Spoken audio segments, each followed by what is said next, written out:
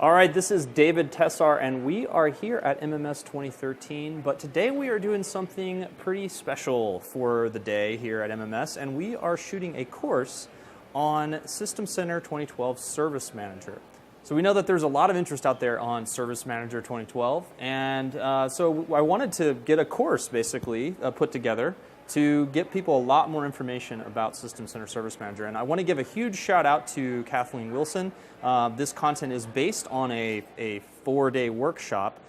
So if you are a Premier customer, you can talk to your technical account manager to get the hands-on learning for that. But for you, it's free today. We've got a lot of content packed in here with a lot of great speakers. You guys will get an intro in just a second, but for now we're just going to do a quick overview of what the course is going to look like. So really the goal here is to provide IT implementers with the knowledge and skills they need to configure a Service Manager solution. So ideally we want to give you hands-on practical tips to deploy, to run System Center Service Manager so you can kind of get started on your deployment inside of your environment. So transfer that knowledge, learn about the tools, and give you kind of a baseline set of information. Yeah, we're actually going to show you some of those tools right from our right after this. There we go. Okay.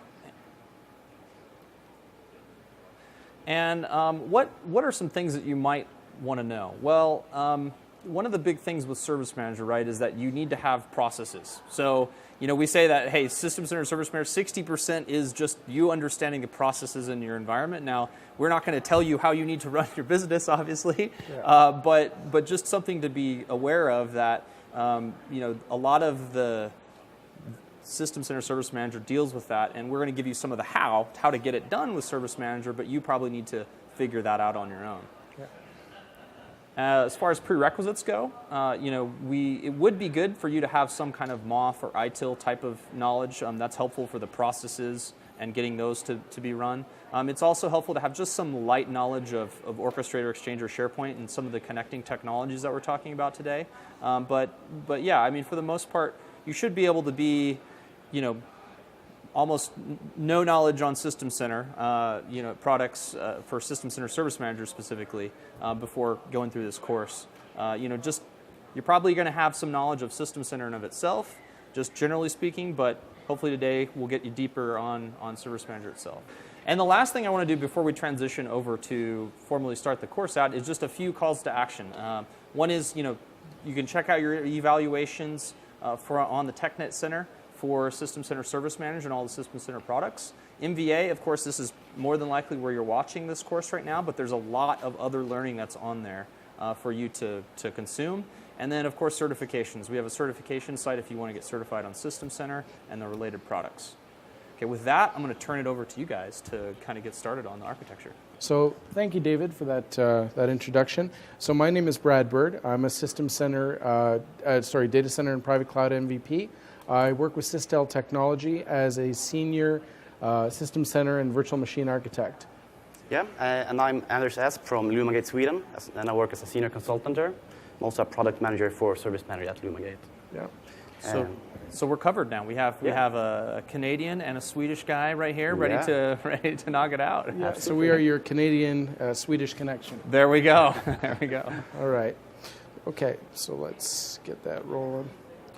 Okay, so let's start to talk about the Service Manager architecture. Mm-hmm. Really, you've got several components that you're interested in fulfilling there.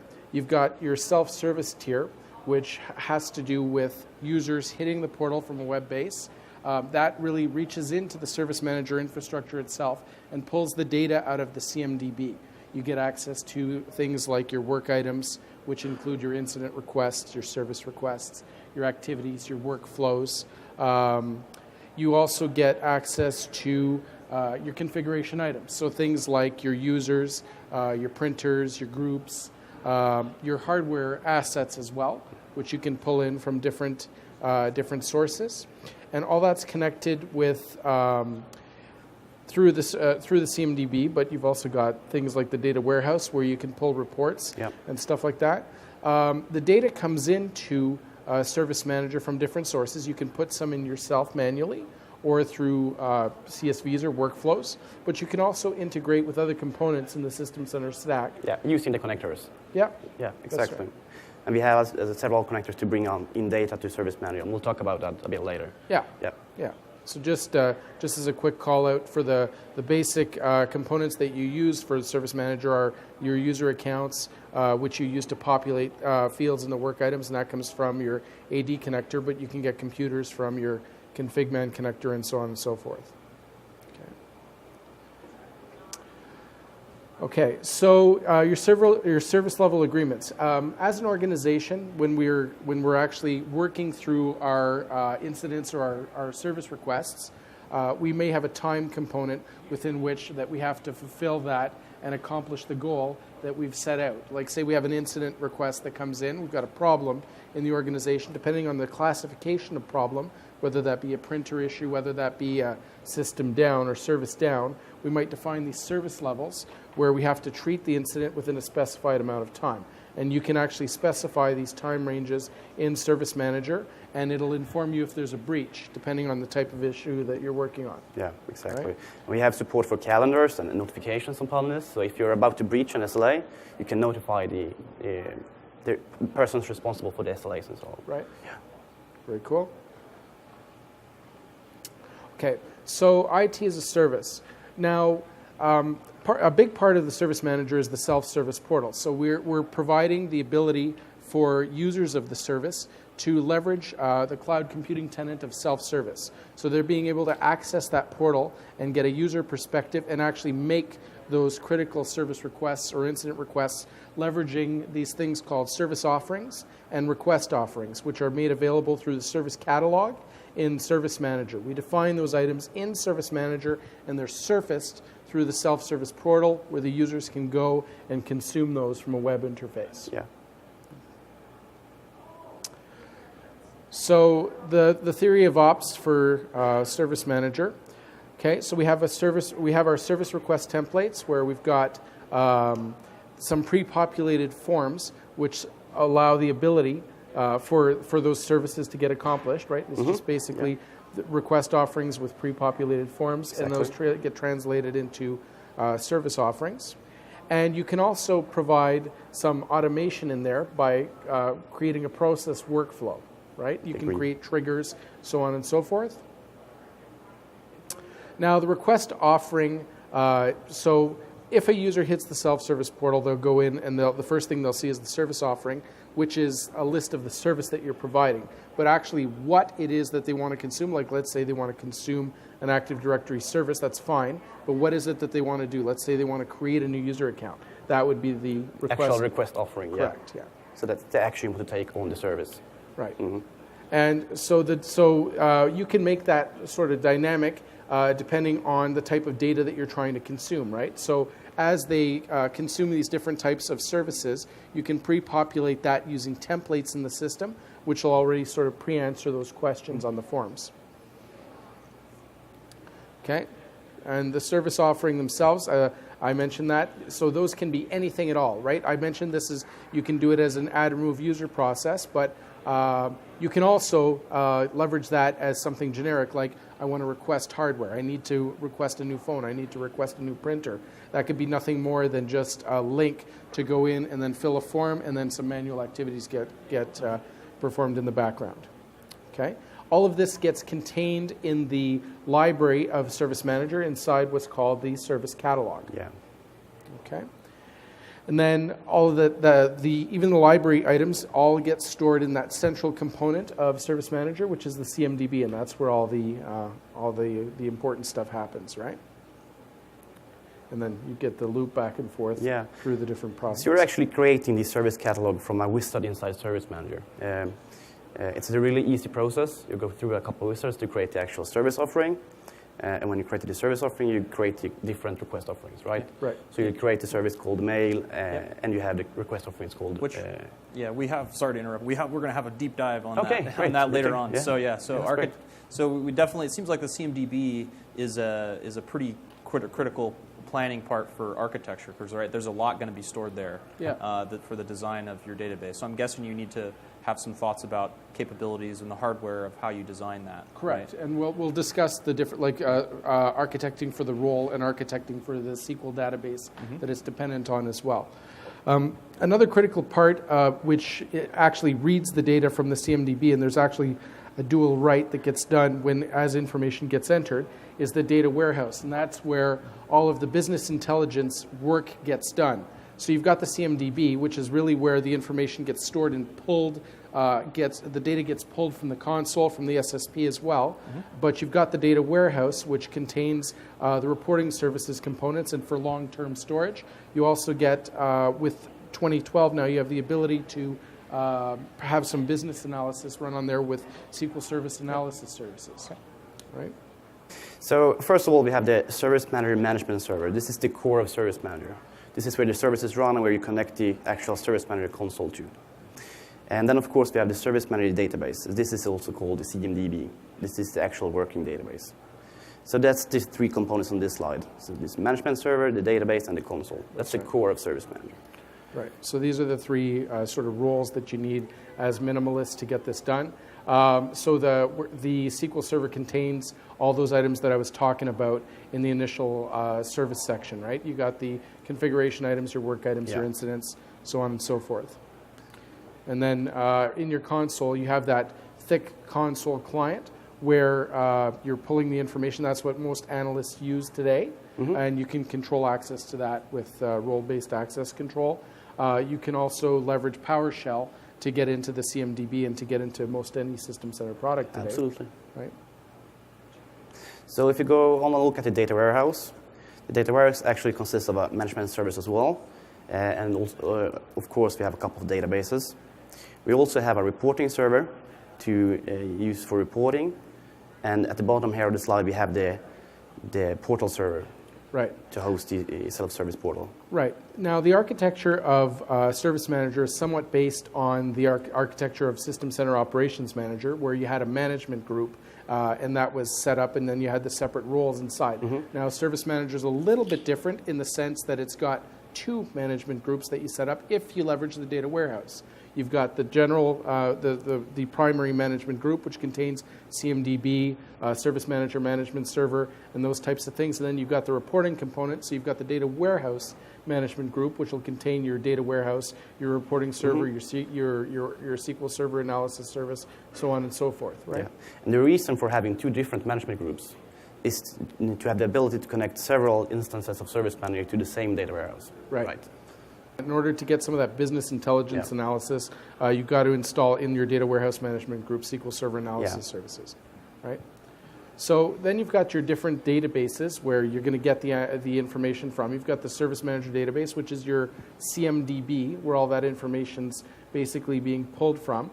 Then you've got the staging and config database, the repository, and the data mart, right? Which they all perform separate functions in and of themselves. Okay.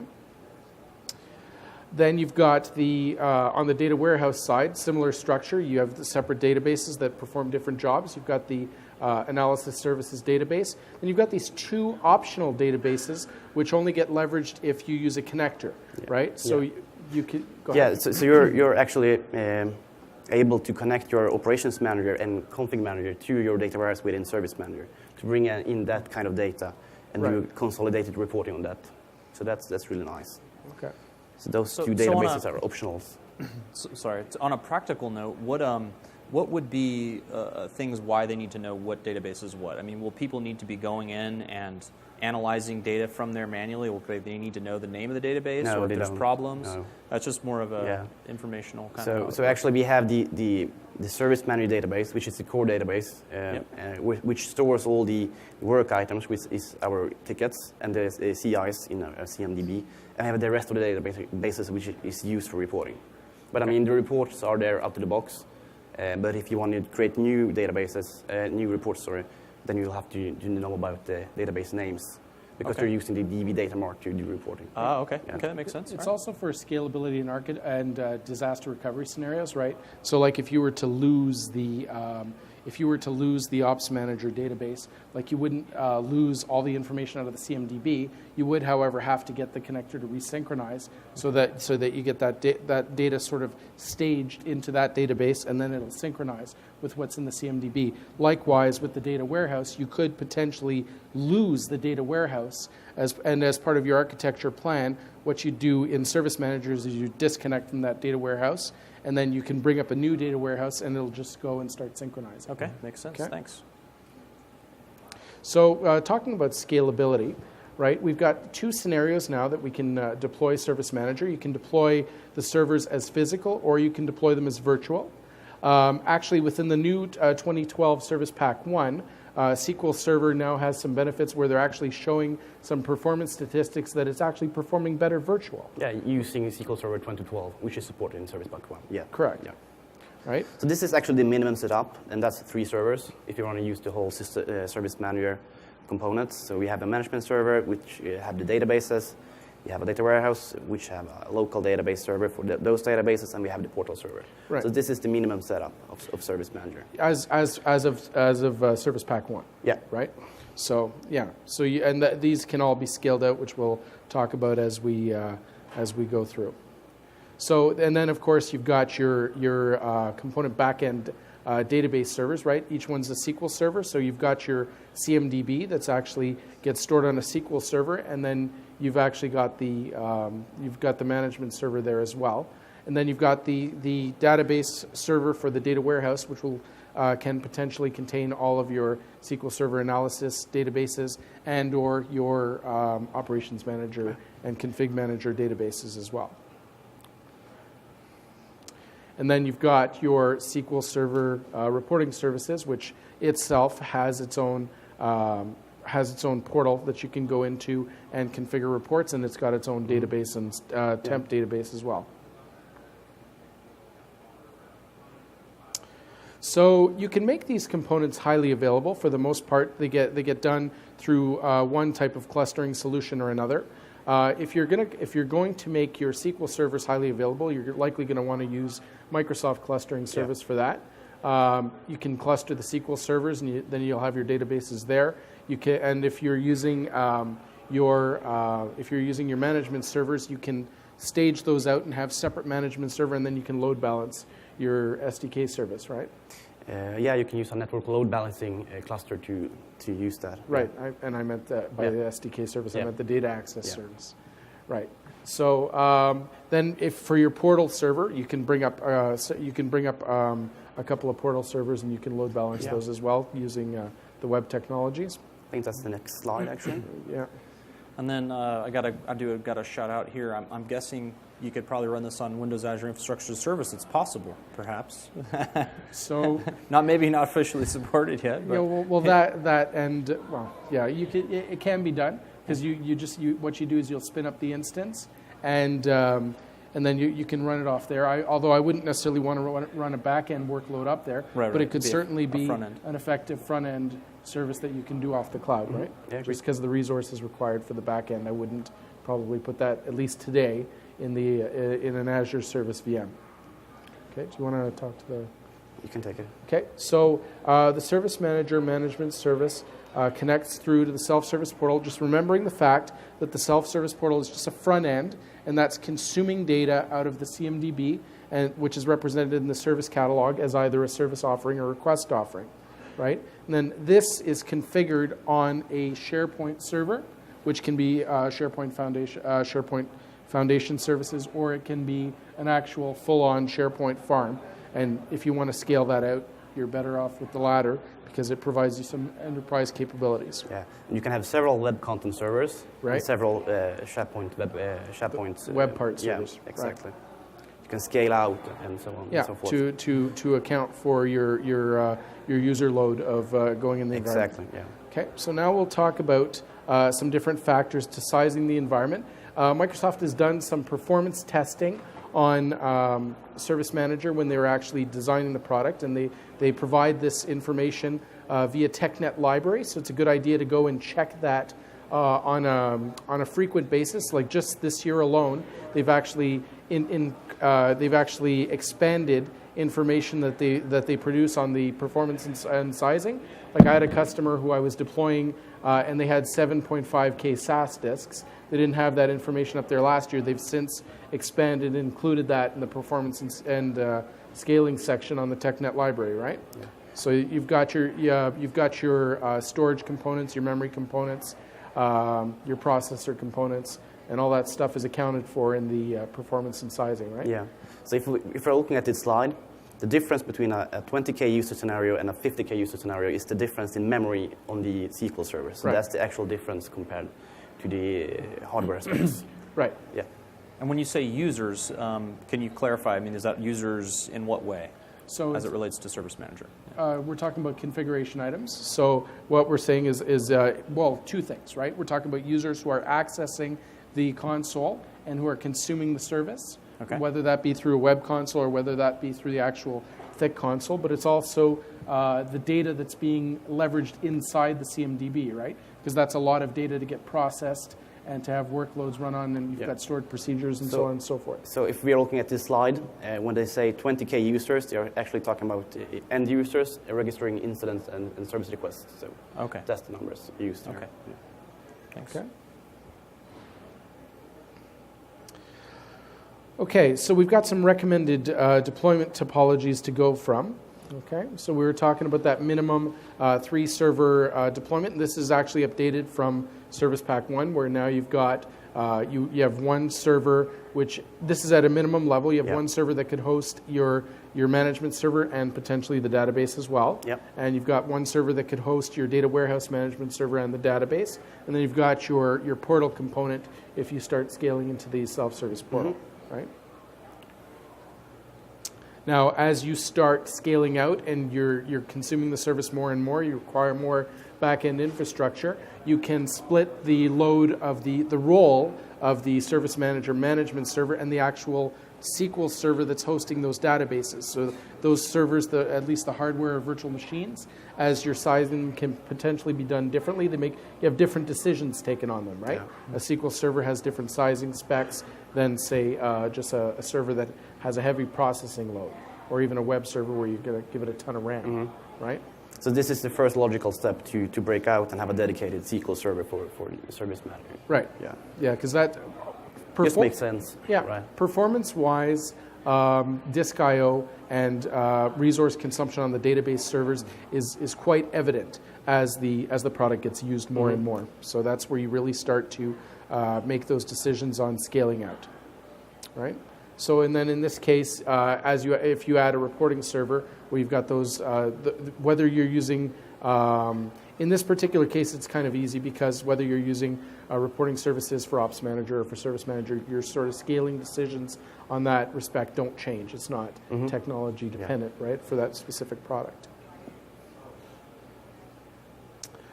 Then from there, you can make different decisions as you're expanding out. Like you can start to add management servers as needed, start to add portal servers and balance those, or you can begin to cluster your database servers, so on and so forth.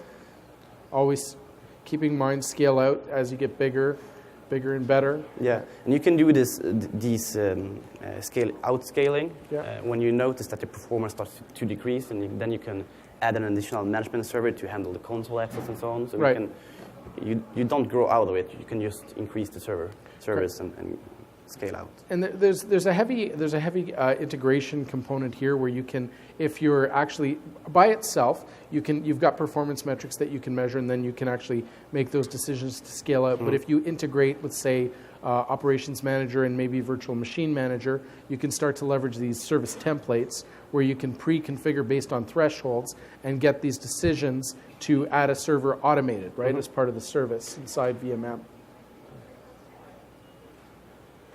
Okay, so we're continuing on within the scale out scenarios, and then you can really get quite large, right? Absolutely. With this organization. Absolutely. And the sizing tool itself kind of helps you to make these decisions for your environment beforehand, and we're going to demonstrate that in just a moment.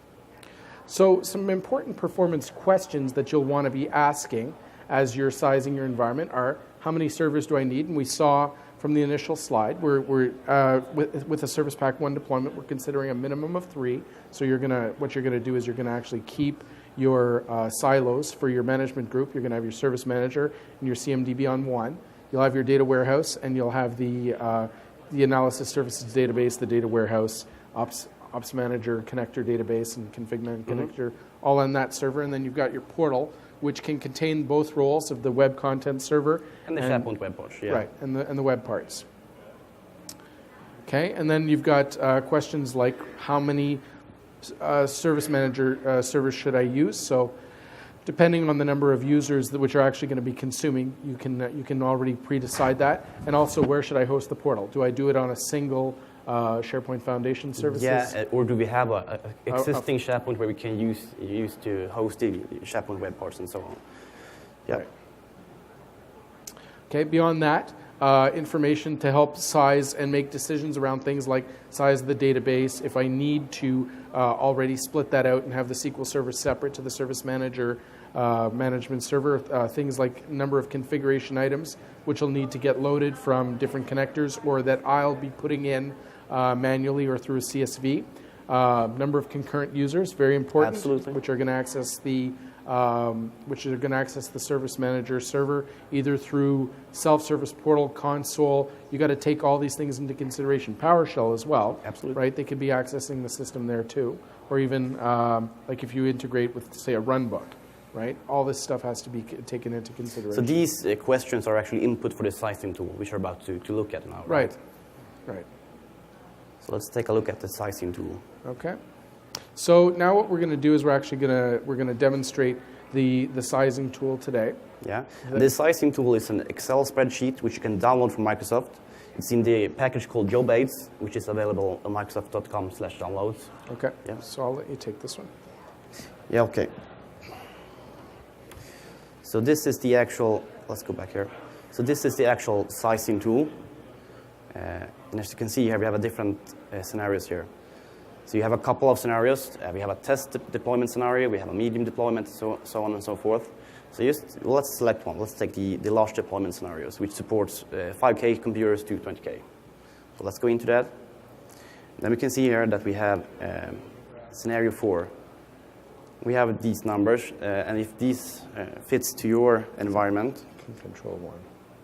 Whoops. Yeah, great. Or you can zoom in, right? Yeah, so this is the scenario you could use if those numbers applies to your environment. Okay, great. So let's click that. Now we will get a suggestion of the actual server setup, which is pretty large. And this is also for high availability because you have clustered servers and so on. And you have an estimated size of the databases down here, right here, control 1. Control one. So you have an estimate of the sizes of the databases here. You also have the minimum requirements for the servers up here, which is great. So you have all the basic information needed to get going. Yeah, you get some hardware specs, and you also get sort of based on the inputs that you're providing with those questions, you can already kind of forecast that, like in this case, you need more than one SQL server or more than one web content server for the self-service portal, right? If you're going to be consuming the service through that. Yeah. Okay. So it sounds like it's a really good place to just make even if you don't know the answers to all those questions, because I'm just thinking, well, that's a lot of questions to know, and I'm thinking a lot of people might, especially if they're new to it, they have no idea or little idea on what they're going to do, but just snap into one of those templates, and probably get them going and say, okay, this is what I need to start at to get moving. Then of course, through some of your means you mentioned, you can adjust accordingly and move up, right? Right. Yeah. Absolutely. So we haven't had these large scenarios over here. So you can go really big if you want to, right? Pretty huge. Yeah. So all that data has also the actual metrics and the methodology behind that's published on TechNet Library in the performance and scaling section. Right? Yeah. Can we go to I'm just thinking of the small medium business guy who doesn't maybe have a whole lot. Could you maybe snap to the smallest template that's there and just see? I know you mentioned 3 servers is kind of the bare minimum, right? to kind of get going? Like, let's say for someone, for instance, they want to just have a pilot or a demo or a test environment. Yeah. I mean, how quickly can they get running with this thing? So here's the test and small deployment scenario. Yeah. So this is the minimum one. As you can see here, It's going to be the 3 servers. it's going to be the 2 servers here because they haven't had the portal servers in place here. Okay. So if you're not going to use the portal, this is the minimum scenario. Okay. But you do want to use the portal, so you need another server. Yeah, so if you're scared off by all the large deployment scenarios, be at ease. You've got a 2-server scenario here that you can kind of get going. Right, and to get started. So the reason that they're only showing the 2 servers in here is the sizing tool the data hasn't changed per se, but that remember that requirement to put the portal on a separate server is a Service Pack 1 requirement. Yeah. So that's the sizing tool just hasn't been updated just yet. Okay. And I mean, it depends on your requirements as well, because if you don't need high availability, you don't need to cluster your service, and then you can half Right. divide it by half. Right? Yep. Okay. Okay.